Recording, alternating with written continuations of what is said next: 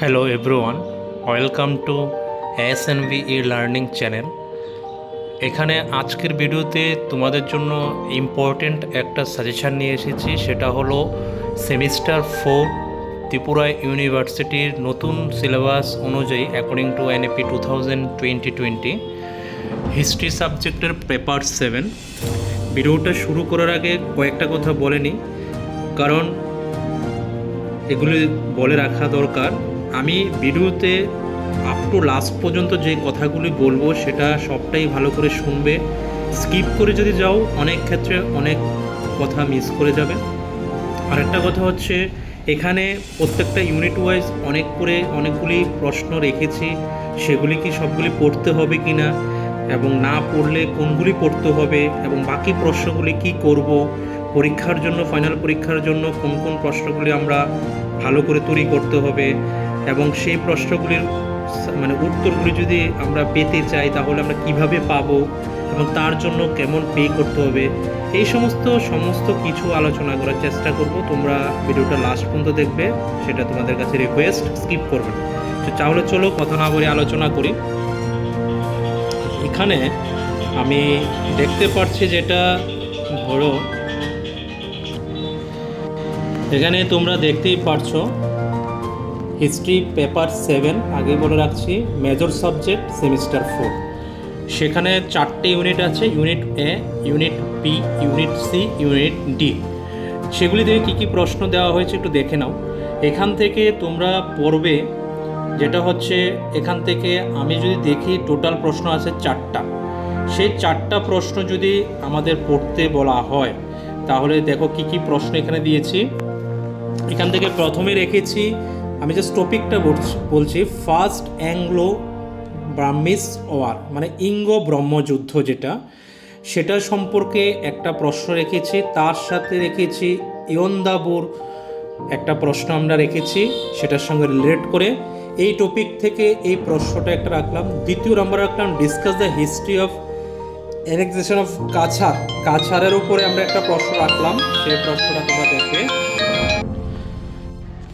যেটা বলছিলাম সেখানে কাছাড়ের উপর একটা প্রশ্ন রেখেছি, সেটা একটু দেখবে তোমরা। 3 নম্বরে রেখেছি যেটা হচ্ছে রেলওয়ে ইন আসাম, যেটা আসামের ক্ষেত্রে যে রেলওয়ের ভূমিকা আছে সেটা একটু দেখার জন্য বলছি। আর লাস্ট যেটা রেখেছি টি ইন্ডাস্ট্রি ইন আসাম, চা শিল্পের উপরে আসামের কী ভূমিকা আছে সেটা একটু দেখার জন্য বলছি। এখান থেকে টোটাল 4টা প্রশ্ন আমরা রেখেছি। সেই 4টা প্রশ্ন থেকে আমি তোমাদের সাজেস্ট করব, যদি অ্যাটলিস্ট 4টা প্রশ্নই পড়তে না পারো তাহলে এখানে দেখো স্টার মার্ক করা আছে দুটো প্রশ্নের সাইডে, এই দুটো প্রশ্ন ভালো করে পড়ে নেবে একদম ফাইনালের জন্য। দুটো প্রশ্ন ভালো করে পড়ে নেবে, আর বাকি যে দুটো প্রশ্ন অ্যাটলিস্ট একবার হলেও আনসারগুলি দেখে দেওয়ার চেষ্টা করবে, কেননা 2 মার্কসের প্রশ্ন কিন্তু এগুলি থেকে আসার সম্ভাবনা রয়েছে।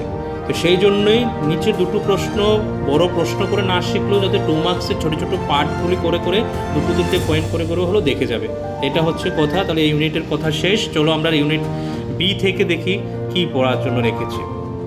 ইউনিট বিতে আমরা প্রায় 60টা প্রশ্ন রেখেছি। সেই 60টা প্রশ্ন কী কী রেখেছি একবার প্রথম প্রশ্নগুলি দেখে নিই। এখান থেকে প্রথমে রেখেছি এক ব্যাকগ্রাউন্ড রেখেছি, ফেলিউর রেখেছি, কজেস রেখেছি কার, রিভোল্ট অফ 1857 কোন জায়গার, আসামের 1857 সালে যে মহাবিদ্রোহের যে ভূমিকা সেটা সম্পর্কে আলোচনা করতে বলেছি। তারপরে রেখেছি western education in Assam, western এডুকেশনের উপরে রেখেছি আসামের। তারপরে role creating cultural awakening of Assam, কালচারের উপরে রেখেছি আসামের। তারপরে রেখেছি যেটা লাস্ট রেখেছি 4 নাম্বার, লাস্ট নয় 4 নাম্বারে রেখেছি আমরা লিটারেসির উপরে আসামের, সেটা একটু দেখতে পারো। তারপর নিচের দিকে যে আরও 3টে প্রশ্ন রেখেছি সেগুলি একটু দেখে নাও। এখান থেকে রেখেছি role in creating cultural awakening Assam, সেটা আর এটা একই প্রশ্নটা শুধু ডিফারেন্ট করে দেওয়া আছে। সিভিল ডিসওবিডিয়েন্স, আইন অমান্য আন্দোলনের ক্ষেত্রে আসামের ভূমিকা। আর লাস্ট ওয়ান যেটা আছে ক্যাবিনেট মিশনের উপরে একটা প্রশ্ন রেখেছি, ক্যাবিনেট মিশনের প্রশ্নটাও একটু দেখতে পারো, সেটাও আসামের। মানে ইউনিট 2 থেকে মোটামুটি আসামের যে প্রশ্ন হয় সেগুলি আমরা দেওয়ার চেষ্টা করেছি। এবং সেগুলি থেকে ভালো করে দেখে নেবে যে প্রথম যে দুটো স্টার মার্ক করা আছে এই দুটো ভালো করে দেখে নেবে। বাকিগুলি এই কারণে দেওয়া হয়েছে যে অনেক সময় 2 মার্কসের জন্য তোমরা এদিক ওদিক অনেক 2 মার্কসের প্রশ্ন করতে হয়, সেই জন্য সেগুলি থেকে পড়লে পরে তোমাকে আর ওইদিক ওইদিক দেখতে হবে না, মোটামুটি ছোটো ছোটো 2 মার্কস করে নিতে পারো। আর বড় প্রশ্নের জন্য দেখতে পারো, কোনো অসুবিধা নেই। তারপরে চলে যাও ইউনিট সিতে। ইউনিট সিতেও মোটামুটি আমরা এখান থেকে রেখেছি প্রায় 6টা প্রশ্ন। সেখান থেকে একটু আলোচনা করে দিই কী কী আছে। সেখান থেকে প্রথমে যদি দেখি আমরা রেখেছি চাকলা রসুনাবাদের উপর একটা প্রশ্ন রেখেছি এবং হিল ত্রিপুরার উপর একটা প্রশ্ন রেখেছি একসাথে। তারপরে এজেন্ট অ্যাপয়েন্টমেন্ট ইন ত্রিপুরা, তারপরে রেখেছি সেখান থেকে রেখেছি রিভোল্ট 87 এবং কার সময় contribution to Manikya king 1857, Manikya কিংয়ের সময় যেটা 1857 ভূমিকা। তারপরে রেখেছি ত্রিপুরার উপরে, ত্রিপুরা মুভমেন্ট অকার, সেই ত্রিপুরার উপরে একটু পড়ে নেবে, ত্রিপুরা বিদ্রোহ সেটার উপরে একটু ভালো করে একটা নোট তৈরি করে নেবে। তারপরে চলে যাও 5 নম্বরে রেখেছি আমরা কুকির উপরে রেখেছি, সেটা কুকির উপরে একটা মুভমেন্ট আছে সেটা একটু পড়ে নেবে। তারপরে রেখেছি জমাতিয়ার উপরে একটা ভালো করে একটা নোটস রেডি করে নেবে। তাহলে এই হচ্ছে মোটামুটি ইউনিট সি থেকে 6টা প্রশ্ন, সেগুলির মধ্যে থেকে স্টার মার্ক করা আছে। জানোই তোমরা এই দুটো প্রশ্ন ভালো করে দেখতে হবে, বাকিগুলি থেকেও কি আসবে না এমন বলছি না, মোটামুটি দেখে নিলে 2 মার্কসও হলে তোমাকে অনেকটা হেল্প করবে। তারপরে চলো ইউনিট ডিতে।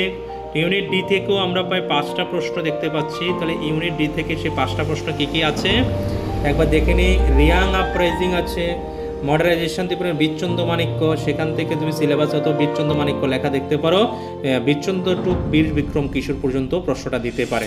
তারপর রবীন্দ্রনাথ টেগোর উপর একটা প্রশ্ন তৈরি করে নেবে ত্রিপুরার।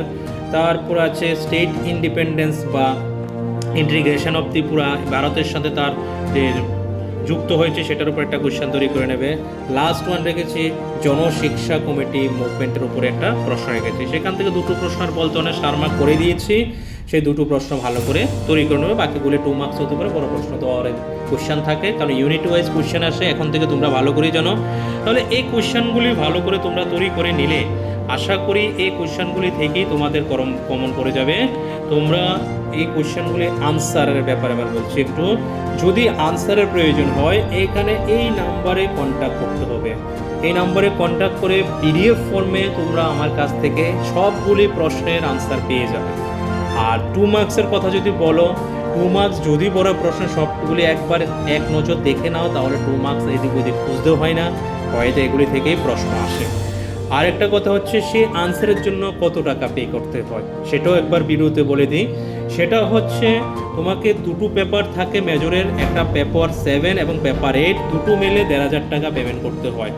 এই 1,500 টাকা দিলে তুমি সম্পূর্ণ নোটসটা পিডিএফ ফর্মে তোমার হোয়াটসঅ্যাপে পেয়ে যাবে, সেই হোয়াটসঅ্যাপের মাধ্যমে তুমি প্রিন্ট করো, লেখো, যা খুশি করে পড়তে পারো।